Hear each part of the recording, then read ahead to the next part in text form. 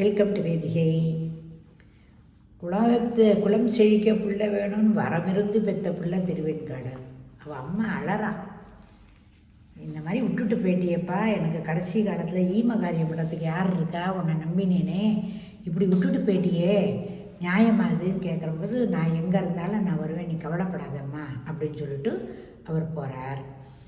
போகும்போது ஒரு வரப்பில் வந்து படுத்துன்னு இருக்கார். வரப்பு மேலே பாரு, இந்த துறவிக்கு பாரு, சொகுசை கேட்குறது பாரு, வரப்பு மேலே படுத்துட்டு இருக்கிற பாரு, தலகாணி மாதிரி வச்சுட்டு அப்படின்னு ஒரு பொண்ணு சொல்கிறா. ஒரு பொண்ணு ஏப்பா அப்படிலாம் சொல்கிற, பாவம் இல்லையா அப்படின்னோடனே இதை காதில் போட்டு உடனே கீழே படுத்துக்கிறார். உடனே பற்றியா நம்ம சொன்னது இவருக்கு காதில் விழுந்துடுத்து, துறவிக்கு எங்கேயாவது அதை பற்றி நினைக்கலாமா, சிந்தனை இருக்கலாமா அப்படின்ன உடனேயும் என்ன பண்ணுறதுனே இவருக்கு ரொம்ப மனசு ரொம்ப இது பண்ணார். உன் கண்ணதில் பார்க்குறியே நீ, இப்பொழுது நீ ஒத்துக்கலையா, இவர் வந்து துறவி இல்லைங்கிறத ஒத்துக்கிறியா அப்படின்னு சொல்கிறா. அதை கேட்ட உடனே அவர் என்ன பண்ணுறாரு, ஐயோ என்னடா இது இப்படிலாம் இவெல்லாம் பேசுகிறாளேன்னு சொல்லிட்டு, ஒரு பிணத்துக்கு வந்து தன்னை சுற்றி நடப்பது எதுவுமே தெரியாமல் இருக்கிறது தான் ஒரு இருக்கும், அது மாதிரி தான் துறவி இருக்கணும் அப்படின்னு சொல்லிவிட்டு இவன் என்ன பண்ணுறா, இவர் வந்து கிளம்பி போயிடாது, எதுவுமே நம்ம இனிமேல் இப்படி இருக்கக்கூடாது அப்படின்னு சொல்லிட்டு ரொம்ப துறவிக்கு எப்படி உண்டோ அந்த துறவியோட இதுலேயே போயின்ட்டுருக்கார். அவர் அந்த பாதையிலேயே போயின்ட்டுருக்கார். இருக்கிறபோது ஒரு நாளைக்கு அவன் அம்மா செத்து போயிட்டான்னு வருது.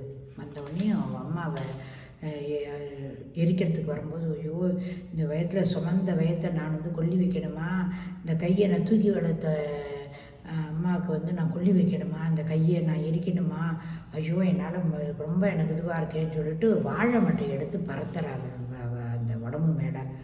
உடனே மகாதேவான்னு வேண்டிக்கிறார். அப்படியே பற்றிக்கின்றது.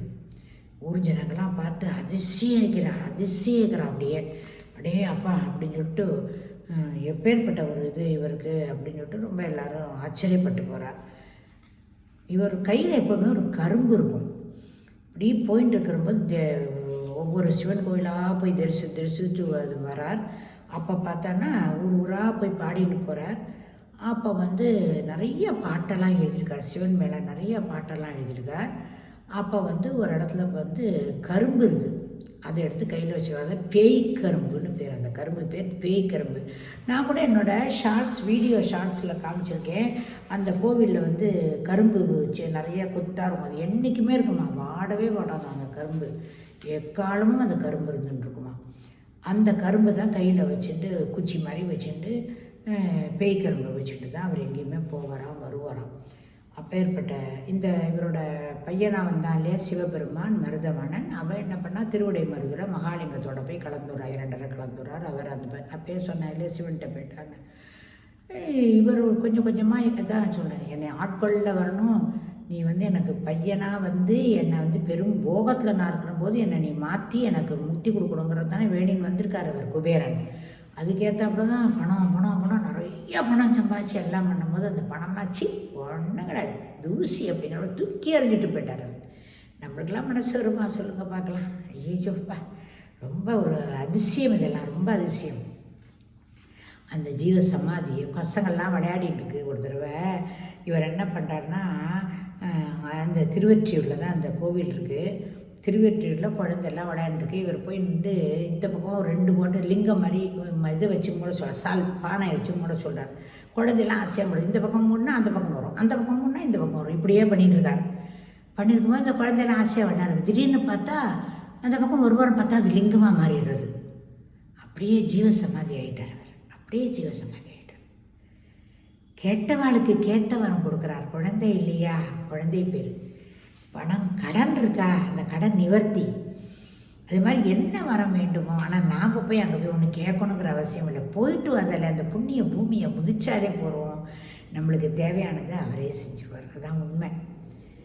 அது மாதிரி சித்தர்கள்லாம் ரொம்ப இந்த தமிழ்நாட்டில் தான் ரொம்ப நிறையா பேர் இருக்கா. ரொம்ப அதிசயம் அவெல்லாம். அது லிங்கத்தோட லிங்கமாக ஐக்கியமாகி லிங்கமாகவே மாறி உட்காந்துருக்கும் போது இப்போ அந்த இடத்துல தான் கோவில் கட்டி பட்டினத்தார் கோயில் அப்படின்னு, அதே கடற்கரையை பார்த்துன்னு தான் இருக்குது அந்த கோவில். எதிர்த்தாப்பில் கடல் இருக்குது, அதை பார்த்து தான் இருக்குது. என் நேரமும் ஜிலு காற்றோடு உட்காந்துன்னு இருக்கார், ஜீவசமாதியில் இருந்துட்டுருக்கார் பட்டினத்தார். இந்த பட்டினத்தார் கோயிலுக்கு நீங்கள் எல்லோரும் ஒரு தடவை போயிட்டு வரணும்னு நான் விரும்புகிறேன். போயிட்டு வாங்கோ. இது வந்து சாதாரணமாக இருந்த கோயிலை இப்போ நன்னா பண்ணிட்டேன். ரொம்ப கண்டே பிடிக்க முடியாதபடி இருந்தது சின்ன வயசில். எல்லோரும் போய் பார்த்துருக்கா, எங்கே இருக்குன்னே தெரியாமல் இப்போல்லாம் என்னென்னா பட்டினத்தார் கோயில்னால் எல்லாருமே சொல்கிறா. அதனால் நீங்கள் அங்கே போய் போனோன்னா சுத்தமாக இருக்குது, சுகாதாரமாக இருக்குது இடம். தியான மண்டபம் இருக்குது, உட்காந்து தியானம் பண்ணால் நாள் முழுக்க தியானம் பண்ணலாம். எனக்கு தான் கால் உட்கார முடியாதனால என்னால் உட்காந்துட்டு தியானம் பண்ண முடியல. நீங்களாம் போய் சின்ன வயசுக்காரெல்லாம் நிறையா பேர் பார்க்குறவா இருந்தால் போய் தியானம் பண்ணுங்கோ. இது வந்து ரொம்ப ஒரு அரிதான ஒரு இடம், போய் பார்க்க வேண்டிய இடம், போய் பாருங்கோ. அவருடைய பாடல்கள்லாம் அங்கே இருக்குது, நிறைய விஷயங்கள் இருக்குது. இதெல்லாம் பத்திரகிரியான்னு சொல்லிட்டு அவர் ஃப்ரெண்டை பற்றி, அவர் ஒருத்தர் பெரிய ராஜா. அந்த ராஜா என்ன பண்ணுறாருனா இவரை பார்த்துட்டு எல்லாத்தையும் விட்டுட்டு அவரும் வந்துடுறாரு இங்கேருந்து சன்னியாசியாக வந்ததோடு இல்லாமல் ஒரு கோவில் வாசலில் போய் இவர் ஒரு பக்கம் அவர் ஒரு பக்கம் பிச்சை எடுத்துகிட்டு இருக்கிறபோது இவர் வந்து அவர் ஒரு நாயை வளர்த்துட்டுருக்கார், ஒரு திருவோடு ஒன்று வச்சுட்டுருக்கார். இவர் சொல்கிற பிச்சை இது பண்ணுறபோது இவருக்கு வந்து பிச்சை போடும்போது எனக்கு வேண்டாம், அங்கே ஒரு குடும்பி இருக்கான், குடும்பஸ்தான் அவனுக்கு போய் போடுங்கிறார்.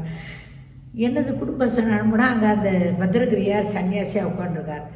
என்ன இங்கே வந்திருக்கேன்? ஆமாம், அங்கே ஒருத்தர் சொன்னார் நீங்கள் குடும்பஸ்தராமே, அதனால் உங்களுக்கு தான் பிச்சை போட சொல்கிறேன் அப்படின்னு சொல்கிறபோது அப்போ தான் ஆஹா நம்மளை தான் சொல்கிறாரவ, நம்ம இந்த ஓடு வச்சுட்ருக்கோம், நாய் வச்சுட்ருக்கோம் அப்படின்னு சொல்லிட்டு ஓட்டை தூக்கி விட்டேறா, நாய் மேலே போட்டு நாய் செத்து போயிருக்கு. அதுக்கப்புறம் ஓடும் கிடையாது, அவரும் பத்திரகிரியாரும் அவரே புலர்ந்து அவரும் முக்தி நிலையை அடைஞ்சிடுறாருன்னு வரலாறு இருக்குது. நீங்கள் தயவு செஞ்சு பட்டினத்தார் கோயிலுக்கு போய் பாருங்கோ. பார்த்துட்டு எல்லோரும் சுபிட்சமாக வாழணும், உலகம் சேவமாக இருக்கணும்னு வேண்டிக்கோங்க. எனக்கு கொடுன்னு வேண்டிக்கிறத விட இந்த உலகம் நன்னா இருக்கணும், அது வேண்டினாலே நம்ம அதில் ஒத்தராக இருப்போம் இல்லையா? அதனால் அது வேண்டிக்கோங்க. நம்மளுக்கு எல்லாருக்கும் அவரோட அருள் இருக்குன்னு நம்பி விடைபெறுகிறேன். நன்றி, வணக்கம். 3 பதிவில் முடிச்சிட்டேன் நான். தேங்க்யூ.